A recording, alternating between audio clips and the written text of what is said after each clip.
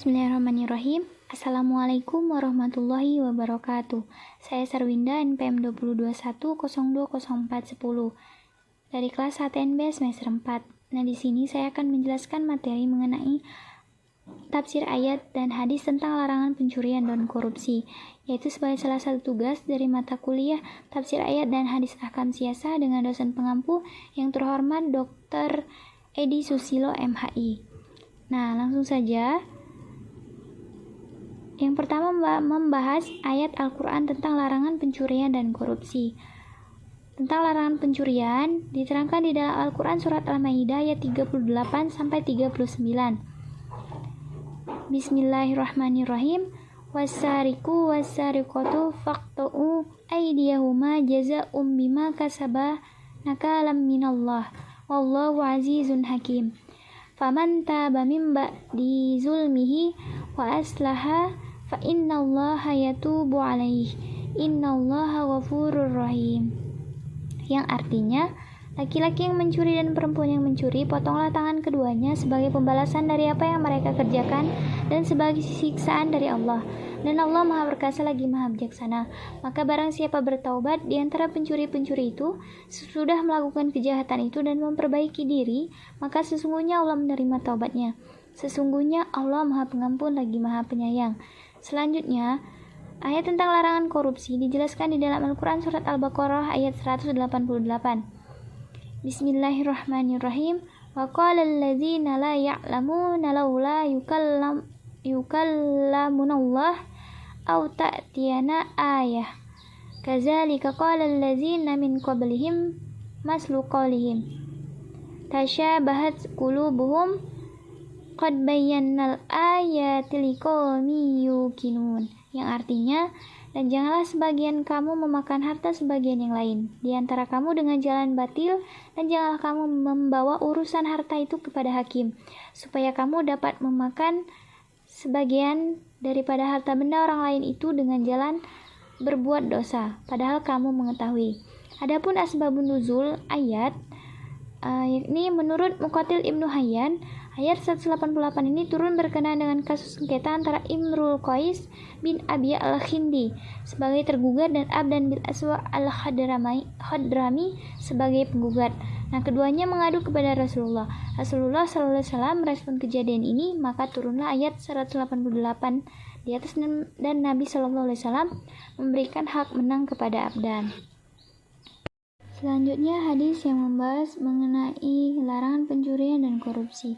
Untuk yang pertama, hadis mengenai larangan pencurian. Bismillahirrahmanirrahim.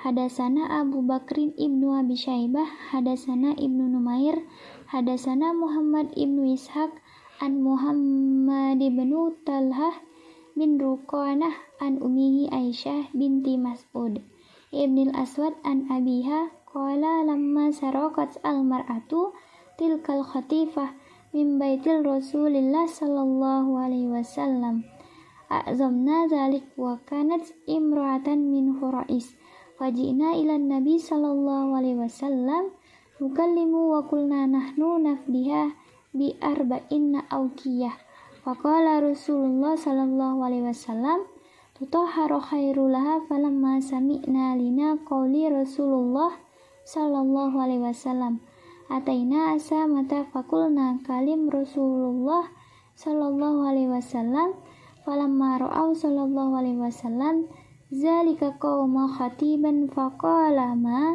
iksarukum alayya fi hada min hududillah azza wa jalla wa qa'ala ummati min ima'illah wallazi nafsu Muhammad biyadih law kanat Fatimatu bintu Rasulillah nazalat billazi nazalat bihi laqata'a Muhammadu yadaha. Yang artinya, telah menceritakan kepada kami Abu Bakar bin Abu Syaibah, telah menceritakan kepada kami Abdullah bin Numair, telah menceritakan kepada kami Muhammad bin Ishaq dari Muhammad bin Talhah bin Ruqanah dari ibunya Aisyah binti Mas'ud bin al-Aswad dari ayahnya berkata, ketika ada seorang wanita dari kaumnya yang mencuri di rumah Rasulullah sallallahu alaihi wasallam, maka kami besarkannya dan ternyata wanita itu dari Quraisy. Kami pun mendatangi Nabi SAW untuk melaporkannya. Kami berkata, kami menebusnya dengan 40 uqiyah. Rasulullah SAW bersabda, mensucikan diri lebih baik baginya. Ketika kami mendengar Rasulullah SAW menolaknya, kami pun mendatangi Usamah. Kami berkata, rayulah Rasulullah SAW, wahai Usamah.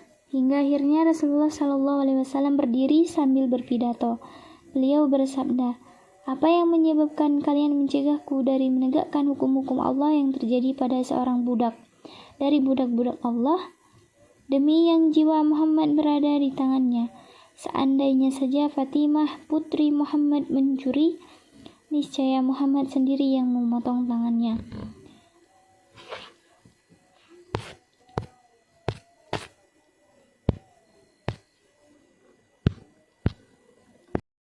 Selanjutnya hadis kedua yaitu membahas mengenai larangan korupsi. Bismillahirrahmanirrahim. Hadasana Abu Bakr bin Khalaidil Bahili. Hadasana Yahya bin Sa'idul Qatan.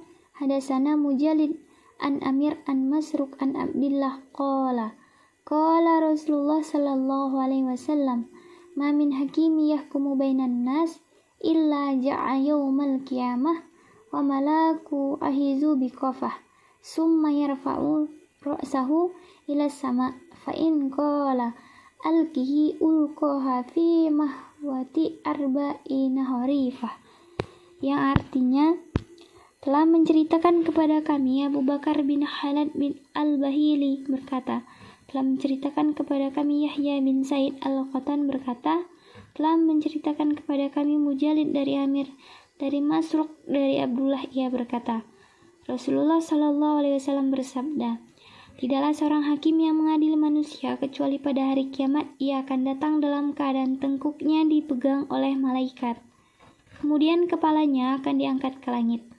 Jika Allah berfirman, lemparkanlah ia, maka malaikat akan melemparkannya ke dalam neraka yang dalamnya seperti perjalanan selama 70 musim. Yang ketiga, hadis larangan suap dan dilaknat. Bismillahirrahmanirrahim. Hadasa Ali bin Muhammad hadasana Waki hadasana Ibnu Abi Zi'ub an Khalihil Harisi bin Abdurrahman an Abi Salamah an Abdillah bin Amr qala Rasulullah sallallahu alaihi wasallam laknatullahi ala rosi wal murtasi, yang artinya telah menceritakan kepada kami Ali bin Muhammad berkata, telah menceritakan kepada kami Waki berkata, telah menceritakan kepada kami Ibnu Abu Zib dari pamannya Al-Haris bin Abdurrahman dari Abu Salamah dari Abdullah bin Amru, ia berkata, Rasulullah sallallahu alaihi wasallam bersabda, Allah melaknat penyuap dan penerima suap. Selanjutnya, kandungan hukum ayat dan hadis tentang larangan pencurian dan korupsi. Untuk yang pertama, pencurian adalah mengambil hak milik orang lain dengan cara rahasia dari tempat penyimpanannya, baik penyimpanan pribadi atau umum. Jika mencuri barang milik sendiri atau barang milik bersama atau ada sebagian miliknya, seperti mengambil barang gadaian miliknya atau mengambil harta dari baitul mal, maka tidak bisa dijatuhi hukuman potong tangan. Yang kedua, nilai barang curian yang dapat dikenakan potong tangan menurut mayoritas ulama adalah minimal 1/4 dinar. Jika memiliki nilai ekonomis atau harta dan halal diperjualbelikan.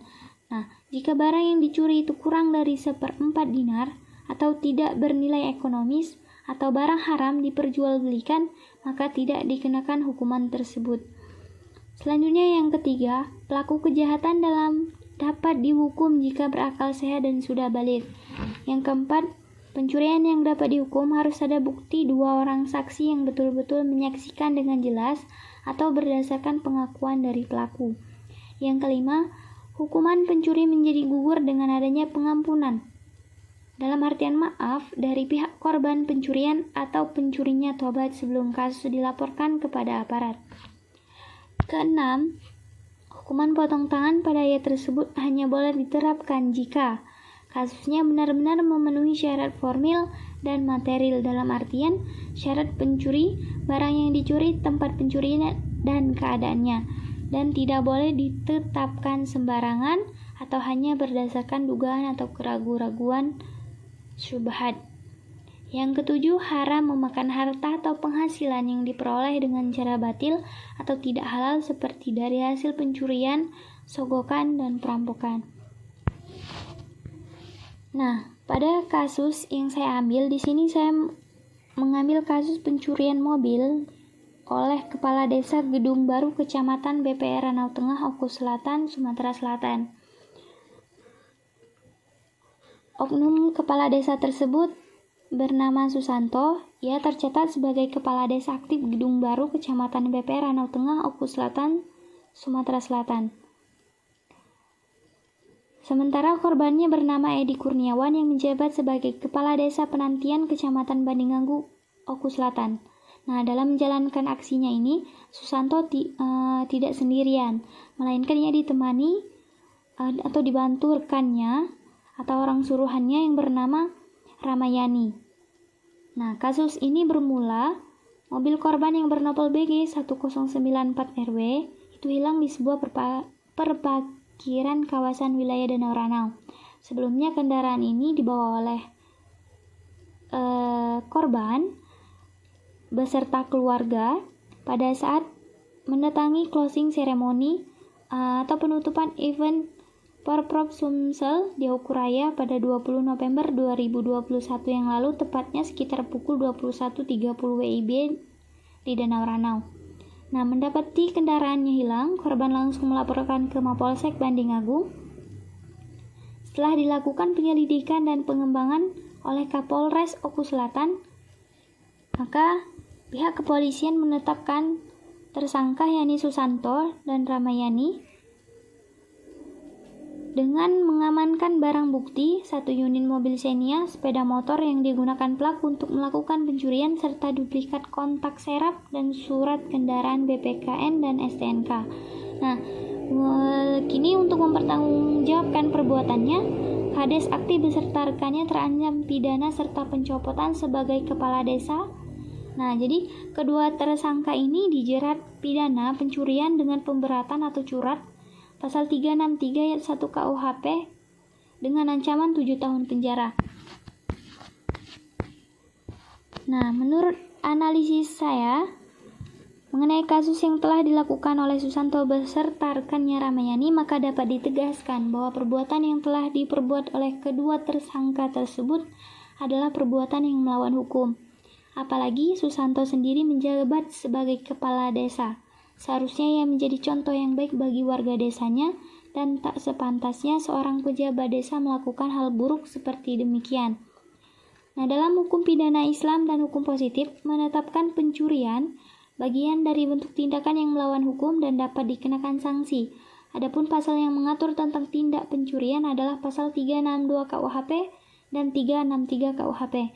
Pada pasal 362 KUHP berbunyi, barang siapa mengambil barang sesuatu yang seluruhnya atau sebagian kepunyaan orang lain dengan pidana penjara paling lama 5 tahun atau denda paling banyak Rp900.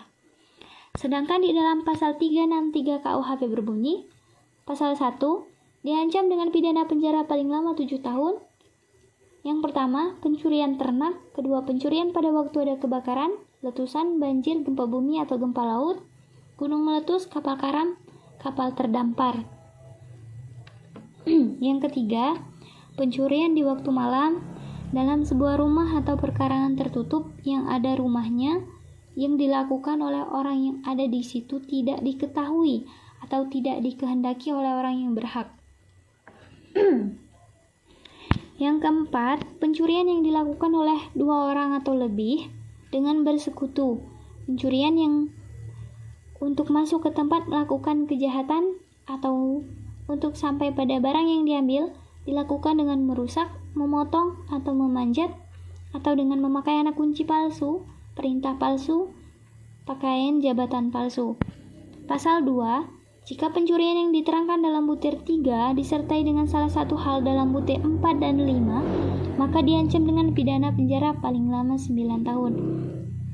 Jika dilihat dari perbuatan yang dilakukan Susanto dan Ramayani, maka sesuai hukum positif Indonesia, keduanya dikenakan hukuman 7 tahun penjara. Karena pencurian tersebut dilakukan oleh 2 orang dengan bersekutu. Selanjutnya pencurian dilakukan pada malam hari, bahkan pencurian dilakukan dengan memakai anak kunci palsu, serta menduplikat surat-surat mobil yang dicuri. Selanjutnya dalam hukum Islam, hukuman bagi tindak pidana pencurian adalah hukum had, atau hukuman potong tangan yang sesuai dengan Al-Quran Surah Al-Ma'idah ayat 38-39 seperti yang saya paparkan sebelumnya. Namun, hukum potong tangan bagi pencuri dalam syariat Islam tidak diberlakukan di Indonesia, karena Indonesia ini mengadopsi hukum Barat dengan menggunakan KUHP di mana pelaku pencurian tidak dihukum potong tangan, melainkan dipenjara atau didenda. Baik, sekian. Terima kasih presentasi dari saya.